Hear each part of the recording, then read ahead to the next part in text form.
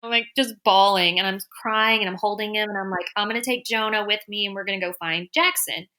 So I got all the windows down and I'm literally driving this little black car in like dirt, like out in the woods, like trying to find my dog. Welcome to the Dogs Are the Best Friends podcast. I'm Emily, and my best buddy, Flynn, is here too. The purpose of this podcast is to bring you some dog stories and a few tips along the way to help you and your best friend communicate. Hey, fellow crazy dog lover. I am so glad that you're here today. I have a great guest to share with you who has some very funny stories about her two little Dachshunds. I'm not very good at saying that word. I usually say wiener dog because I'm kind of a wuss when it comes to that word, but I'm just being straight with you on this. So, Tyler has her own show. Have a look for her. It's called The Pollen Show, and Pollen is spelled Pollen. Also, you can find Tyler on Instagram. That's at the.pollen.show. Tyler is a mindset mentor, giving tips and tricks on how to manage your thoughts for better health and mind. Be sure to subscribe so that you know when I bring out new episodes, which will be definitely every week, and eventually hope to bring out more. The next episode, I am going to talk about my babies. I have been blessed to have 3 dogs as an adult, and I will be talking about Morgan, Maisie, and my current baby, Flynn. So I hope you will join me next time. As I realized, you just really don't know about me and why I'm such a crazy dog lover. So you will find out next week for sure. I would love to share your dog stories as well. So just head to dogsarethe.bestfriends.com. I have a little contact form you can fill out. Tell me that you want to share your dog story. Give me a little information about you and your dogs. Give me your contact info. And I will be in touch with you so you can share your dog story.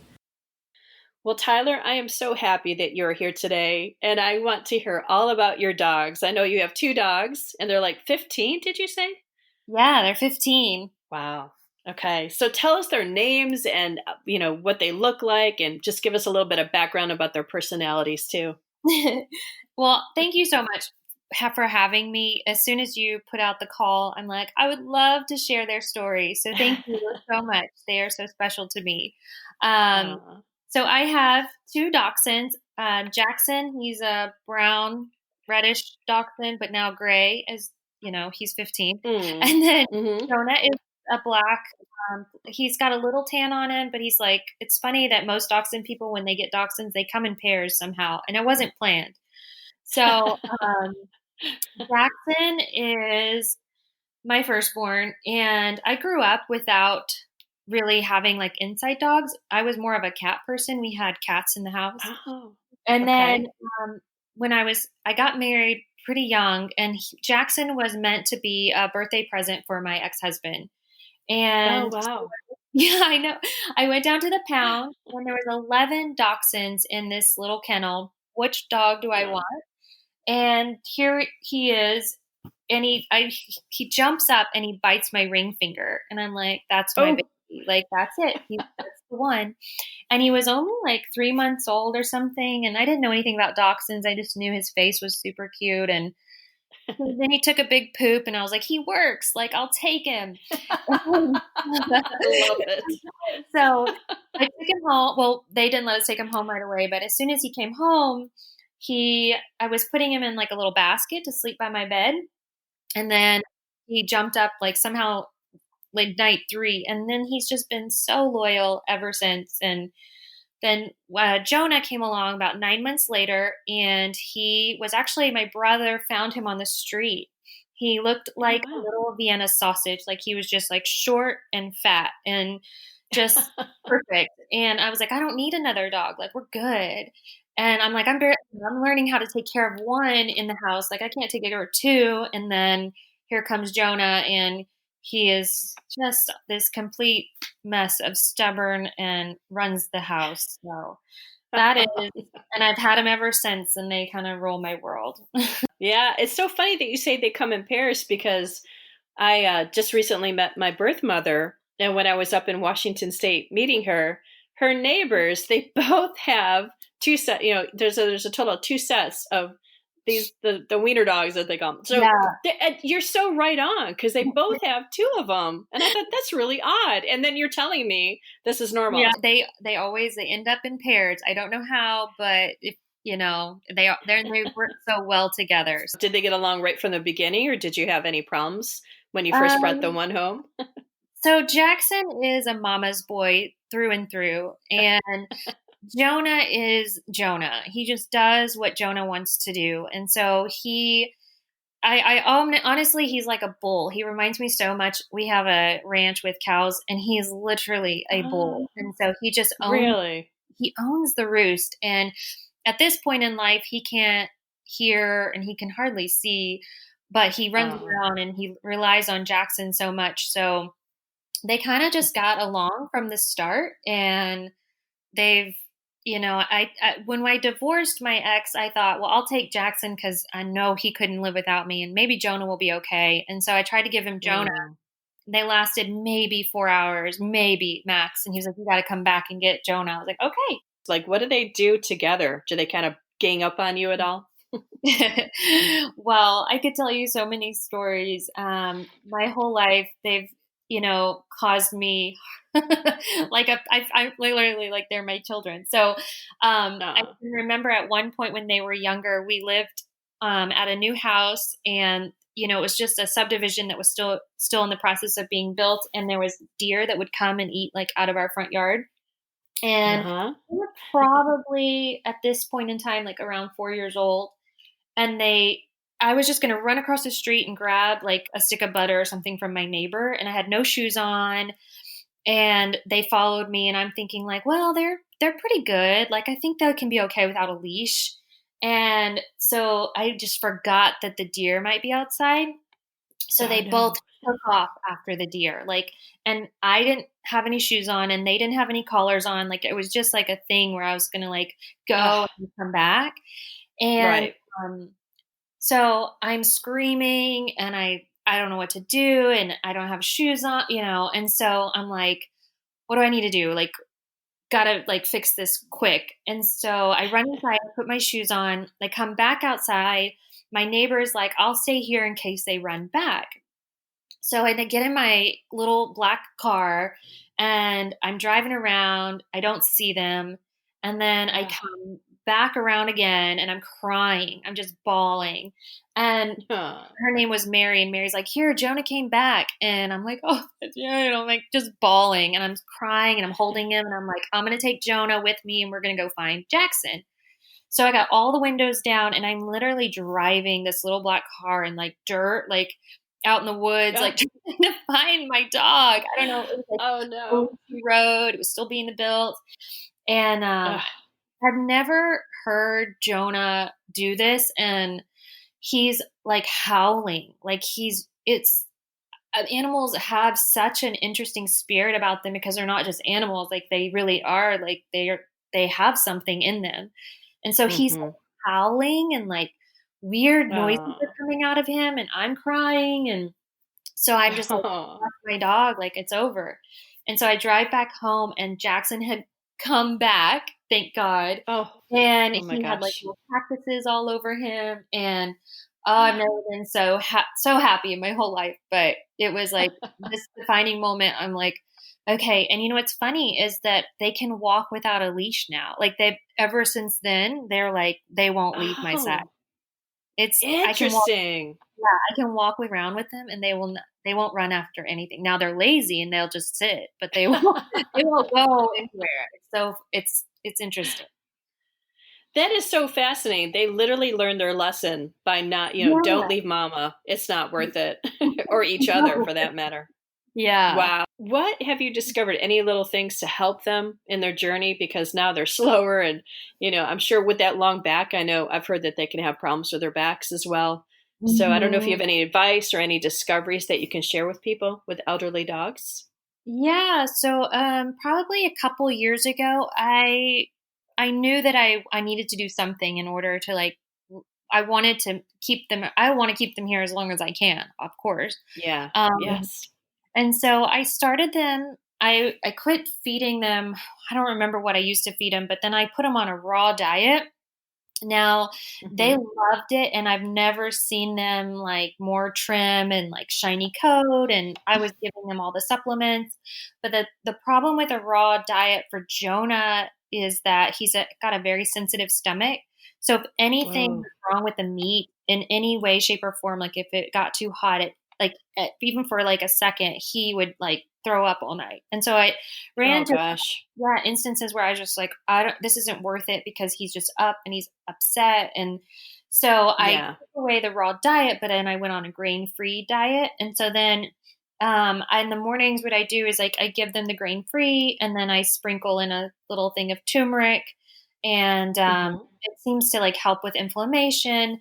The other Oh, thing that I good. really attribute to their longevity is that I get their teeth cleaned even still to this day every year. Oh, Little wow. Yeah, Okay. they can really have bad teeth, and I Mm. know my cat growing up, we didn't really care about that we didn't have the money for that, and so as it got older, Right. I just remember it couldn't eat because it had no teeth, and so I just Uh-huh. didn't want the dogs to go through that, so no matter what, and I get the blood work done and I get everything checked on them, they have to have their teeth cleaned because it's just imperative to their overall health. Right.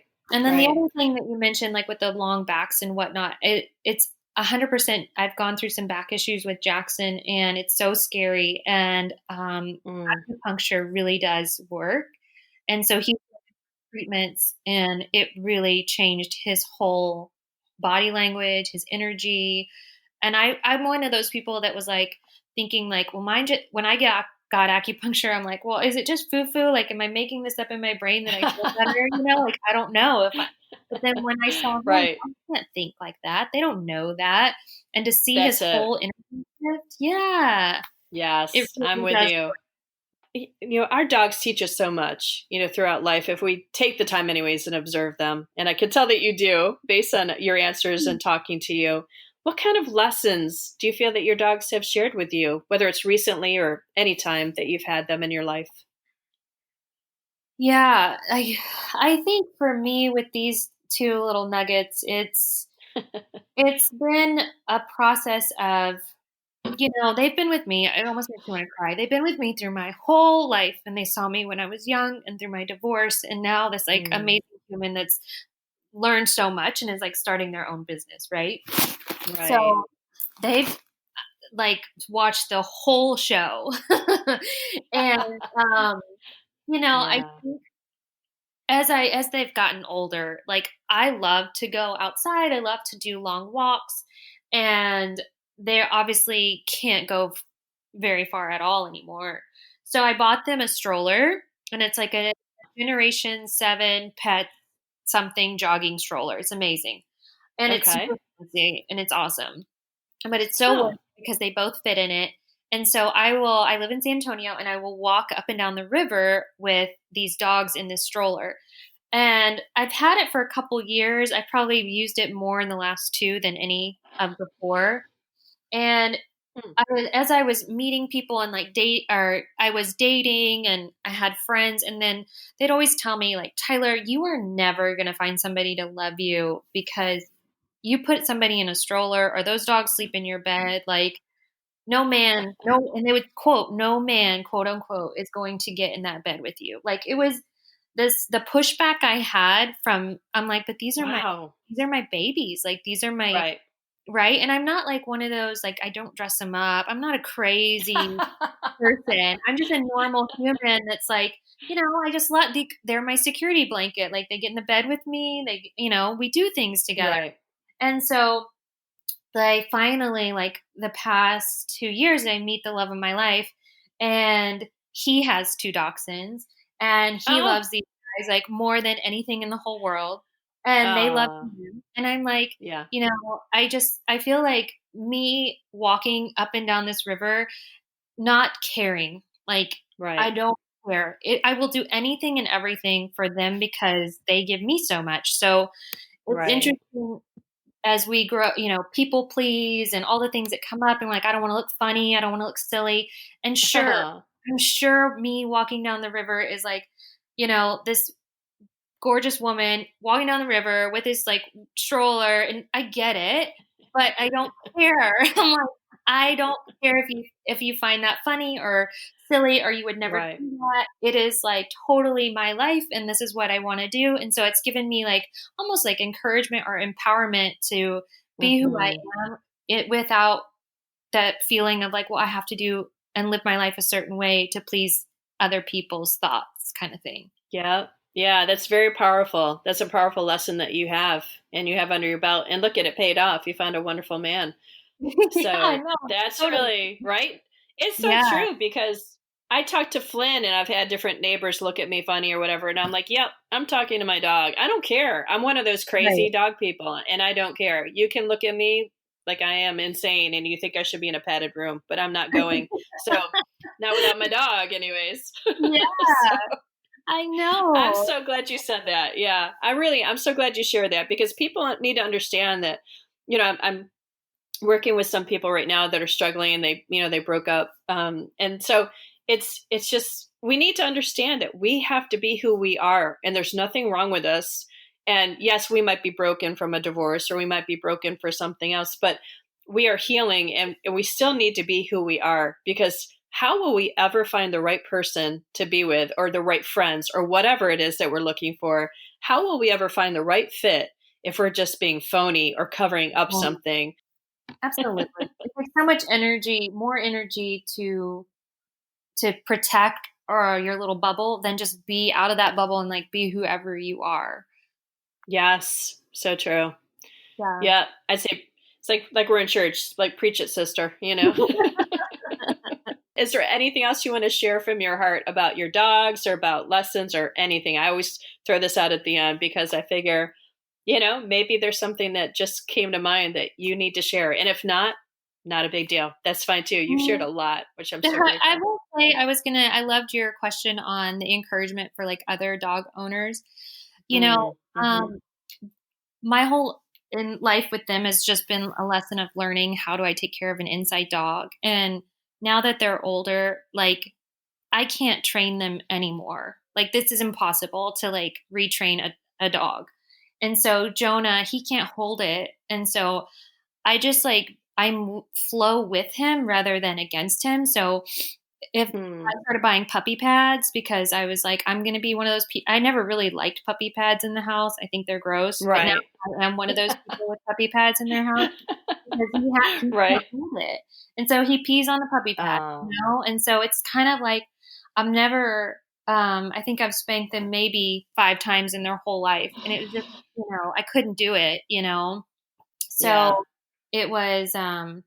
I guess as they get older, it's so much harder to like try to go against them than rather just like listen to them and go, okay, you need puppy pads. I hear you. Like I'm gonna go buy them, kind of thing. Mm. So it's like Mm-hmm. very pretty intuitive to, I guess, in that sense. And I think sometimes as dog owners, they just think like, dog owning a dog is so much like parenting because if you're overly Yes. anxious, right, then your dog is like, I need to run, and then if you're like whatever, then they're just like all over the place. So it's kind of like a balance of learning, and then I'm just like trying to be with them and understand them and what they need more so than like you're going to do it my way or the highway, buddy. Right. Right. Yeah, I think there's definitely some give and take. I'm your first statement kind of threw me because I believe you can train any dog, whatever the age. I've trained dogs that were, 12 years old and I've been able to train them. But you were talking more about the potty training kind of thing. And their bowels and they can't their bladder, that's different when they're elderly. That's a very different thing. And I mean, you definitely have to figure that out. Like I had a girl that she was in heat, my first border collie, and so yeah. you get the little I didn't want to have her fixed too early because they need those hormones and things. So I just got her the diaper. I Right, mean, you do what you have to do. It's not fun for anybody, but you right. do what you have to do. Well, I think to be blunt, the choice is either you have to let your dog go, which you're not ready to, and he's not ready either. You know what I mean? Like Right. he doesn't want to give up on life. Dogs fight till the end and they do their best to stay Yeah. with you. So you're doing what I think's the right thing and you realize he's elderly and you're working with it. What else can you Right. do? Because the Yeah. alternative to me is you're letting them go and very likely too early. Good for Yeah. you that you love them and you understand they're elderly. It's just like us when we're 80, 90, we might need diapers, right? Thank you Yeah. so much for sharing that because it's true. As they get older, you just kind of have to keep loving them and they will do their best for you, but they literally, certain things they can't do. Yeah. Do Yeah. I hear their feet? I think I hear a little puppy Oh my feet gosh, too. yeah. There, he's saying hello. That's perfect. I love it. Oh, I'm sorry. Thanks for talking about it. You know I don't mind. That is so Yeah. perfect timing too. We'll make sure that's in there. I love it. But yeah, thank you for sharing. This has been amazing. I'm so grateful that you took the time to share with us, Tyler. And I definitely encourage everyone to check out your podcast because you have such a beautiful heart. I can just tell from talking to you the other day and today. And people need what you're giving them. They need that encouragement. They need those skills. Those are really skills. It's been such an honor to be here. Thank you so much for letting me share their story. Tyler's contact information and her podcast show is linked in the show notes. Dear listener, crazy dog lover, and I'm sure we would be friends. So my friend, I wish you a great day, and I wish you peace and love and joy.